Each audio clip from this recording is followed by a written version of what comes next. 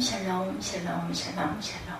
하나님 사랑합니다. 여러분 주 안에서 사랑합니다. 오늘 사사기 19장 말씀이죠. 어떤 레위인과 그의 첩의 이야기입니다.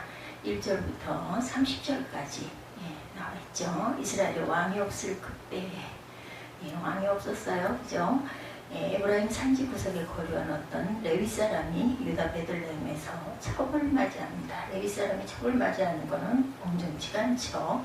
그 첩이 행음하고 남편을 떠나 유다 베들레헴 그의 아버지의 집에 돌아가서 거기서 넉 달 동안을 지내매 쉬운 얘기로 남편이 아닌 사람과 바람을 폈어요. 그죠? 자기 집에 돌아가서 넉 달을 있습니다. 그 일로 인해서 그의 남편이 그 여자에게 다정하게 말하고 그를 데려오고자 하여 하인한 사람과 나귀 2마리를 데리고 그에게로 가매 여자가 그를 인도하여 아버지의 집에 들어가 그 여자의 아버지가 그를 보고 기뻐하니라. 여자를 가늠한 여자를 데리러 간 거죠. 그의 장인 곧 그 아버지가 그를 머물게 하며 그가 3일 동안 그와 함께 머물며 먹고 마시며 거기서 유숙하다가 그의 장인 곧 넷째 날 아침에 일찍 일어나 떠나고자 하며 그 여자의 아버지가 그 사흘 기르되 떡을 좀 더 먹고 그대의 기력을 돋은 후에 그대의 길을 가라. 만류하죠. 더 있다 가라고. 두 사람이 앉아 함께 먹고 마시며 그 여자의 아버지가 그 사람에게 이르되 청하는 이 밤을 여기서 유숙하여 그대의 마음을 즐겁게 하라 하니 그 사람이 일어나서 가고자 하되 그의 장인의 간청으로 다시 유숙을 합니다. 그리고 나서 다시 5째 날 아침 일찍 일어나 떠나고자 하며 그 여자의 아버지가 이르되 청하노니 그대의 기력을 두고 해가 기울도록 머물라 하므로 두 사람이 함께 먹고 그 사람이 첩과 하인과 더불어 일어나 떠나고자 하며 그의 장인 그 여자의 아버지가 그에게 이르되 보라 이제 날이 저물어가니 청하건대 이 밤도 유숙하라. 보라 해가 기울었느니라. 그대는 여기서 유숙하여 그대의 마음을 즐겁게 하고 내일 일찍 그대의 길을 가서 그대의 집으로 돌아가라 하니 그 사람이 다시 밤을 지내고자 하지 아니하여 일어나 떠나 여부스 맞은편에 이르렀으니 여부스는 곧 예루살렘이라 안장지온 나귀 2마리와 첩이 그와 함께 하였더라. 여러 번 만류를 받고 그리고 여인을 데리고 이제 떠났어요. 그죠? 그래서 예루살렘으로 옵니다. 그들이 여부스에 가까이 갔을 때 해가 지려하는지라 종이 주인에게 이르되 청하건대 우리가 돌이켜 여부스 사람의 이 성읍에 들어가서 유숙하십시다 하니 주인이 그에게 이르되 우리가 돌이켜 이스라엘 자손에게 속하지 아니한 이방 사람의 성읍으로 들어갈 것이 아니니 가부하러 기부하죠. 기부하러 나아가라 하고 또 그 종에 이르되 우리가 기부하나 라마 중 한 곳에 가서 거기서 유숙하지 하고 모두 앞으로 나아가더니 베냐민에 속한 기부하에 가까이 이르러 해가 집니다. 기부하에 가서 유숙하려고 그리로 돌아 들어가 성읍 넓은 거리에 앉아있으나 그를 집으로 영접하여 유숙하게 하는 자가 없더라. 받아주는 사람이 없습니다. 저녁 때 한 노인이 밭에서 일하다 돌아오니 그 사람은 본래 에브라임 산지 사람으로 기부하에 거류하는 자요 그 사람들은 베냐민 자손이더라. 노인이 눈을 들어 성읍 넓은 거리에 나그네가 있는 것을 본지라 노인이 묻되 그대는 어디로 가며 어디서 왔느냐 하니 그가 이르되 우리는 유다 베들레헴에 에브라임 산지 구석에서 가니이다. 나는 그곳 사람으로 유다 베들레헴에 갔다. 이제 여호와 집으로 가는 중인데 나를 자기 집으로 영접하는 사람이 없나이다. 우리에게는 나귀에게 먹일 집과 여물이 있고 나와 당신의 여종과 당신의 종인 우리 주가 함께 한 청년에게 먹을 양식과 포도주가 있어 무엇이든지 부족함이 없나이다 하는지라. 그 노인이 이르되 그대는 안심하라. 그대 쓸 것은 모두 내가 담당할 것이니 거리에서 유숙하지 말라 하고 그를 데리고 자기 집으로 들어가 나귀에게 먹이니 그들이 발을 씻고 먹고 마시니라. 이제 베냐민 사람 한 사람의 노인이 그들을 영접을 하죠. 그들이 마음을 즐겁게 할 때 그 성읍의 불량배들이 그 집을 에워싸고 문을 두들기며 집주인 노인에게 말하 이르되 내 집에 들어온 사람을 끌어내라. 우리가 그와 관계하리라. 내 집주인 그 사람이 그에게로 나와 이르되 아니란다. 형제들아 청하노니 이 같은 악행을 저지르지 말라. 사람이 내 집에 들어왔으니 이런 망령 뺀 일을 행하지 말라 말입니다. 보라 여기 내 처녀딸과 이 사람의 첩이 있은즉 내가 그들을 끌어내리니 너희가 그들을 욕보이든 너희 눈에 좋은 대로 행하되 오직 이 사람에게는 이런 망령된 일을 행하지 말라 하나 우리가 듣지 아니하므로 그 사람이 자기 첩을 붙잡아 그들에게 밖으로 끌어내매 그들이 그 여자와 관계하였고 밤새도록 그 여자를 능욕하다 새벽 미명에 새벽까지 괴롭히죠. 그리고 동틀 때 여인이 자기 주인이 있는 그 사람의 진문에 이르러 엎드러져 밝기까지 거기 엎드러져 있더라. 그의 주인이 일찍 일어나 진문을 열고 떠나고자 하더니 그 여인이 진문에 엎드러져 있고 그의 두 손이 문지방에 있는 것을 보고 그에게 이르되 일어나라 우리가 떠나가자 하나 아무 대답이 없는지라. 이에 그의 시체를 나비에 싣고 행하여 자기 곳에 돌아가 그 집에 이르러 칼을 가지고 자기 첩의 시체를 거두어 그 마디를 찍어 12동이에 나누고 그것을 이스라엘 사방에 두루 보내매 그것을 보는 자가 다 이르되 이스라엘 자손이 애굽 땅에서 올라온 날부터 오늘까지 이런 일은 일어나지 아니하였고 보지도 못하였도다. 이 일을 생각하고 상의한 후에 말하자 하니라. 토막살인을 한 사건이죠. 쉬운 얘기로 사사기 17장에서 21장은 사사기의 결론 두 가지 이야기를 말합니다. 첫 번째 17, 8장 사건 영적 타락을 얘기합니다. 미가라는 한 지방과 타락한 성직자 레위인이죠. 우상을 만들어 무당식으로 하나님을 섬기는 영적 타락.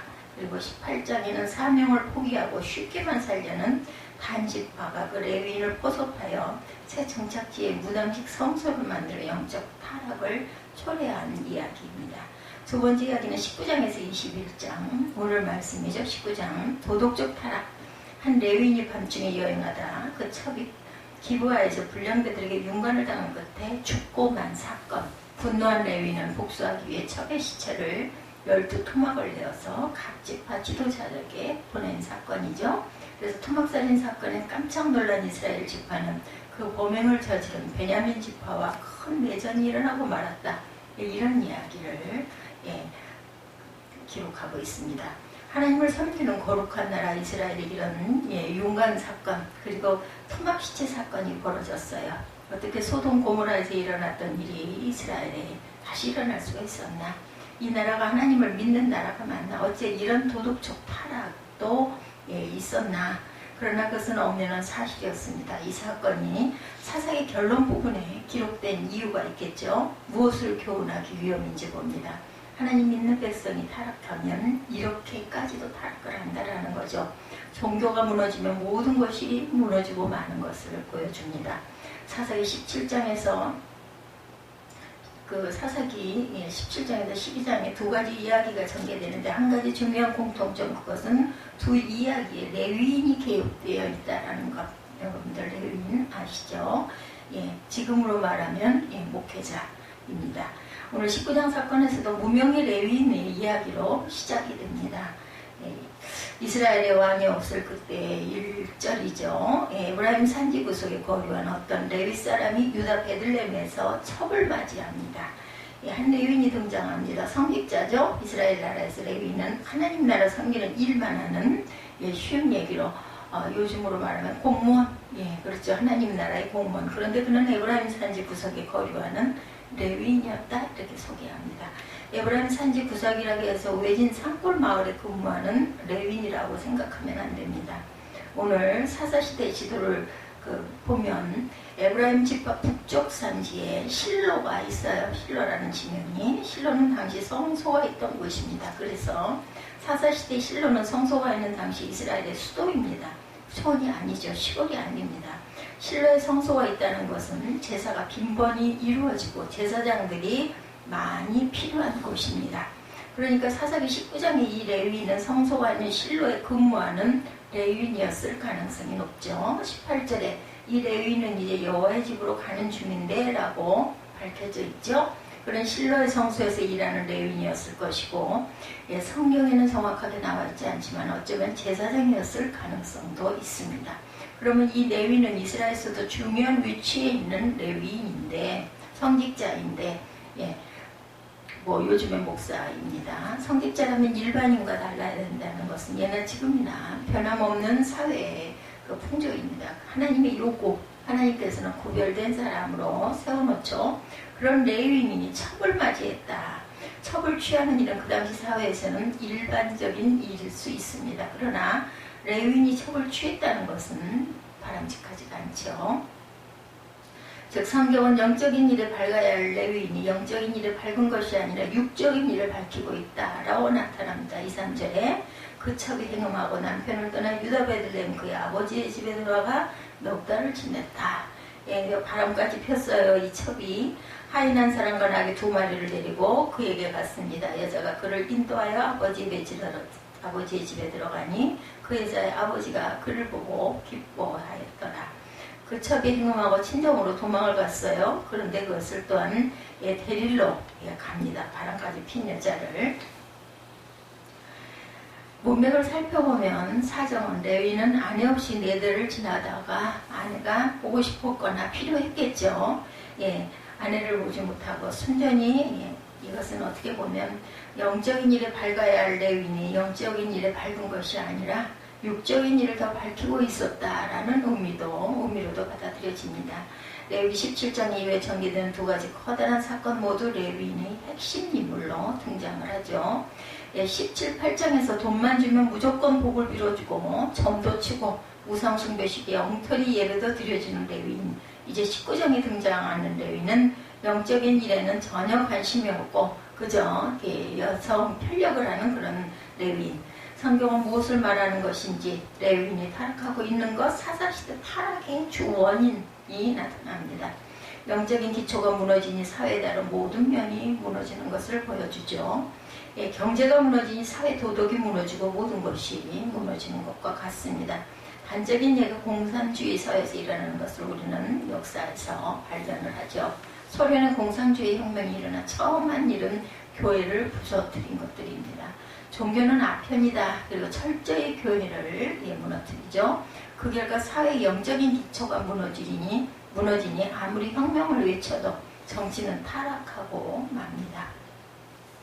경제가 망하니 사회 도덕이 무너지고 말죠. 지금도 러시아에 성매매가 만연하고 있다고 합니다.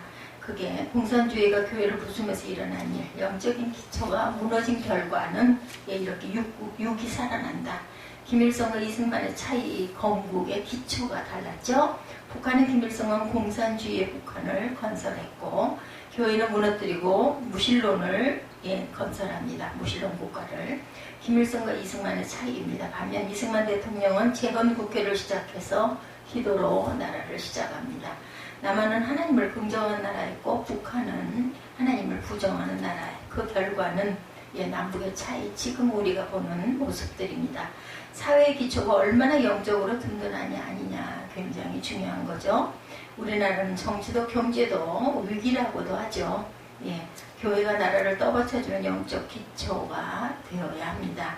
그런데 그 영적 기초인 교회가 흔들리면은 요즘엔 또 코로나 바이러스로 인하여 모이는 것을 금지시킬 정도로 지금 아주 정말 어수선한 나라가 있습니다.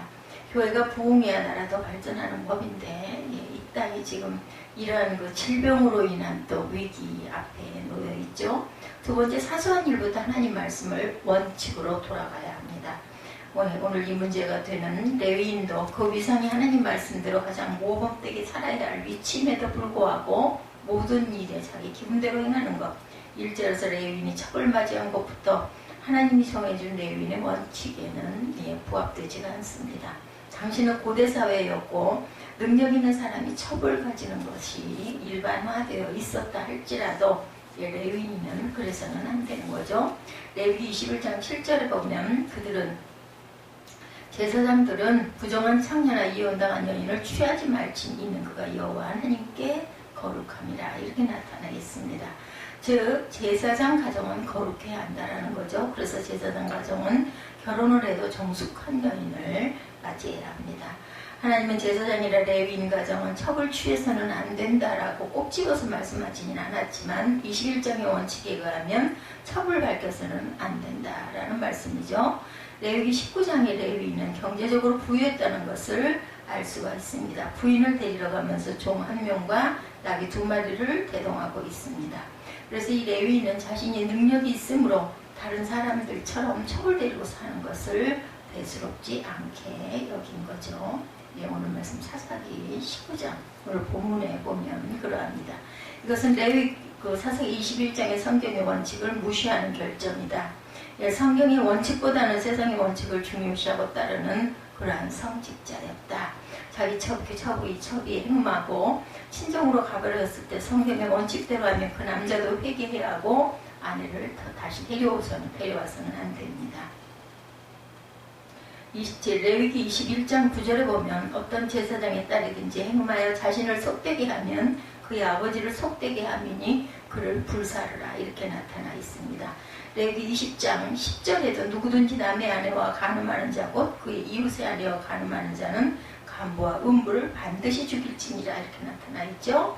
바람을 먼저 피운 남자도 문제지만 맞바람을 피운 부인도 문제입니다. 그래서 율법 원칙대로 하면 그 여자를 데려와서는 안 된다. 그런데 이 레위인에게 이런 그 원칙들은 중요하지가 않았죠. 그런 자신이 필요하니까 바람 피운 아내를 다시 데려오려고 여자의 집에 갔다가 결과적으로는 돌아오면서 큰 일을 당한 사건이 오늘 본문 사사기 19장 1절에서 30절 내용입니다.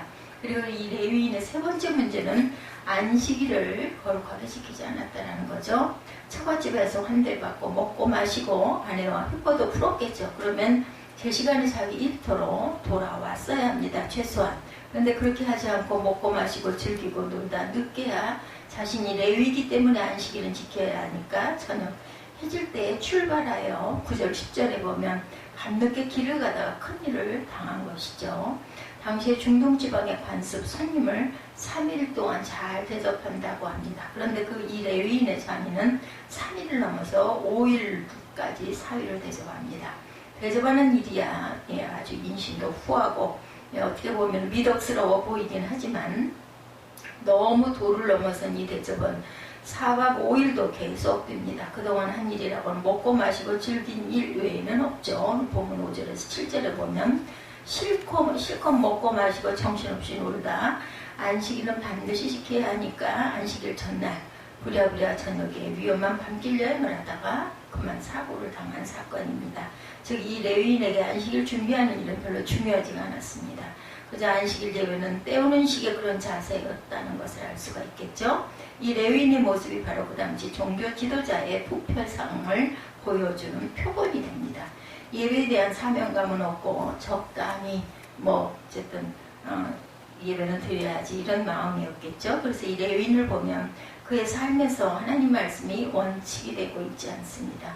첩을 취하는 것부터 하나님 말씀대로가 아니라 자기 생각대로 자기 욕심대로 그 아내가 맞바람을 피우지 하나님 말씀 원칙대로 처리하지도 않았습니다. 그렇죠?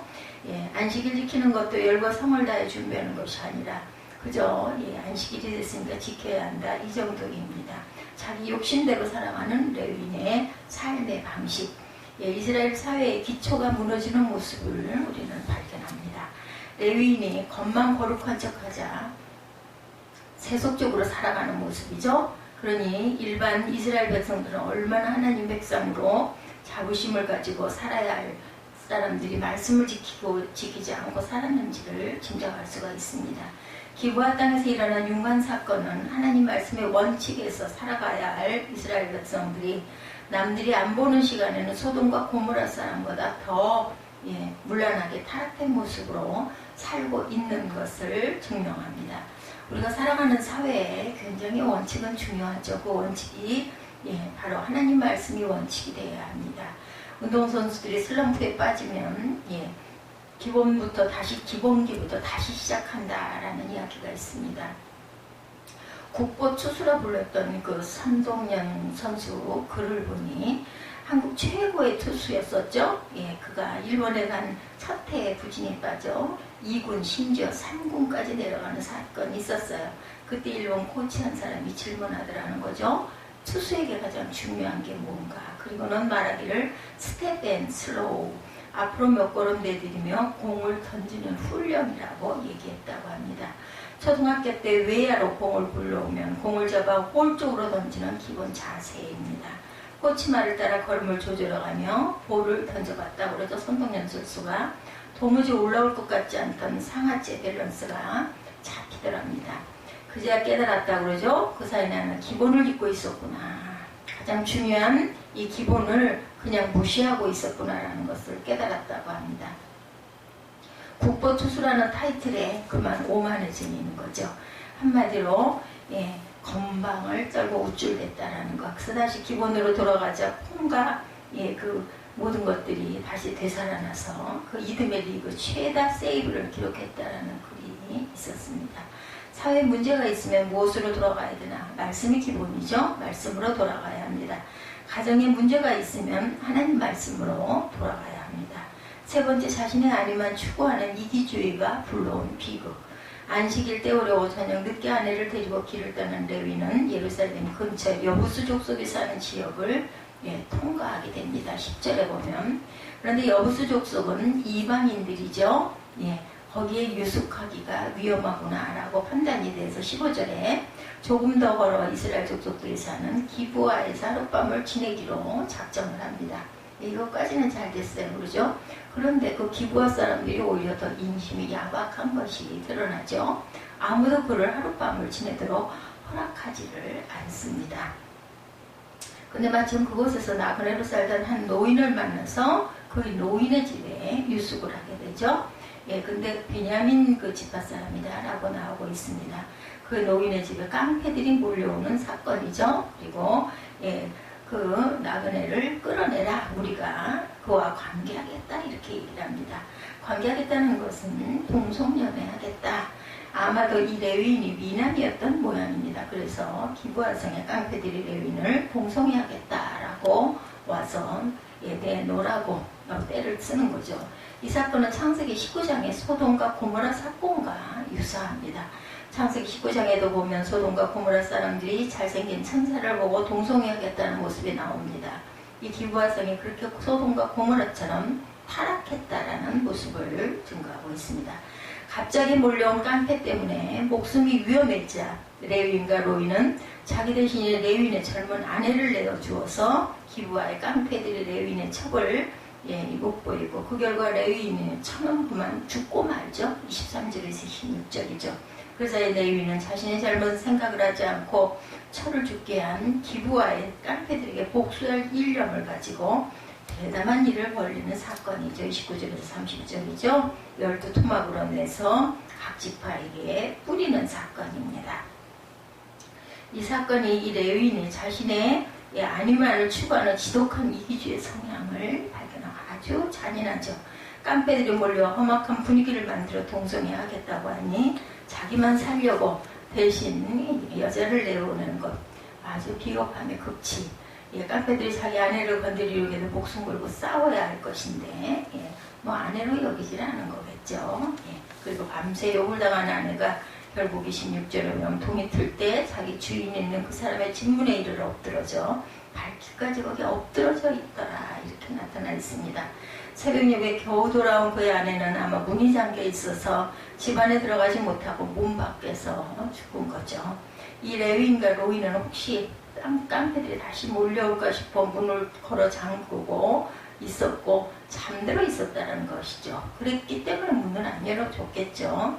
자기 아내가 돌아올 것을 기다리지도 않고 문을 두드렸을 것인데도 듣지 못하고 있었다는 겁니다. 일찍 문만 열어주었어도 어쩌면 여인은 살았을지도 모르죠. 남자들이 지극히 이기적인 무심함이 이 여인을 죽도록 방치를 한 겁니다. 밤새 욕을 당한 아내가 문 앞에 죽어있는 모습을 발견했을 때 양심이 있는 사람 같았으면 내가 비겁하고 못나 너를 죽이고 말았구나 하고 먼저 자기 자신을 탓해야 마땅할 것인데 자신의 잘못은 생각하지 않고 복수를 생각한 것. 자기 아내 시체를 도구로 12지파를 선동하여 내전을 벌이는 모습이 나타납니다. 어떤 일이 발생했을 때 자기 자신을 돌아보는 게 굉장히 중요하죠. 그런데 이 레위는 자신의 잘못은 돌아보지 아니하고 남의 탓만 하죠. 어떻게 기브아 깡패들을 복수할까를 생각하다가 토막 시체 생각을 하게 됩니다. 이렇게 매사에 남 탓만 하는 이기주의가 아주 문제스럽습니다. 망하는 사회, 망하는 조직의 중요한 이유는 자신의 책임이 아니라 남 탓을 하는 이기주의 풍조라는 거죠. 인터넷에 망하는 사회의 10가지 특징이라는 것이 올라와 있어요. 첫 번째가 사장이 제 욕심만 차리는 바람에 회사는 개인 것이 되고 이사나 감사, 주줄은 들러리가 된다. 이렇게 나타나 있습니다. 어떤 강원도에 큰 불이 난 어떤 계절에 어느 TV 방송에서 강원도에서 큰 산불이 난 것은 흙은 가만히 있는데 오래전 모 대통령이 나무를 많이 심어서 산불이 되었다라는 경악스러운 기사가 올라와 있는 것이 있었습니다. 사사기 타락의 중심에는 남 탓을 하는 이기주의가 도사리고 있었다는 거죠. 세상이 많이 혼탁합니다. 그런데 적어도 우리 예수 믿는 사람들은 세상을 비난할 자격이 없다고 그런 목사님의 설교에도 이렇게 말씀하시죠. 우리 성도들은 세상을 탓하기 전에 먼저 내 자신을 뒤돌아볼 줄 알아야 되겠죠. 내가 덕이 없고 내가 못나고 내가 회개하지 않아서 내가 십자가를 지지 못해서 이런 고백들이 우리의 고백이 되어야 합니다. 우리 믿는 자는 남 탓만 하는 비겁한 사람들이 결단코 되어서는 아니겠죠. 그래서 내 탓이로이다 이런 그런 그 고백이 한동안 또한 유행어처럼 항상 그렇게 기도해야 된다라는 그런 한때 아주 그 유행어가 돼 있었어요. 내 탓이로소이다. 용간살인, 토막살인 사건, 이스라엘 사회에 이런 일이 어찌 일어날 수가 있었을까? 종교가 무너지면 모든 것이 무너지고 마는 거죠. 사소한 일부터 하나님 말씀을 원칙으로 돌아갈 줄 알아야 합니다. 자신의 안위를 추구하는 이기주의가 불러온 이 비극, 아주 잔인한 그런 사건으로 인한 자기 민족 간의 싸움이 일어나는 아주 무서운 사건, 그 시발점이기도 하죠. 사사기 19장 레위 사람과 그의 첩의 이야기 19장 1절에서 30절 내용을 가지고 함께 말씀을 나누고 묵상했습니다. 항상 자신을 돌아볼 줄 알아야 되겠죠. 코로나19가 또 조금 가라앉는 듯 하다가 다시 아주 많은 곳에서 발생하는 바람에 많은 공공기관들, 도서관을 비롯해서 여러 가지 단체들이 다시 문을 닫는 사건이 또 다시 일어났습니다. 우리들 더욱더 각성하고 기도하고 그리고 손 씻기, 마스크 쓰기, 너무 사람들 간격을 바짝바짝 하지 않는 이런 그 기본적인 원칙을 잘 지켜서 이 코로나 바이러스가 깨끗이 물러가기를 기도하는 저와 여러분 되시기를 주님의 이름으로 축복합니다. 기도하시겠습니다.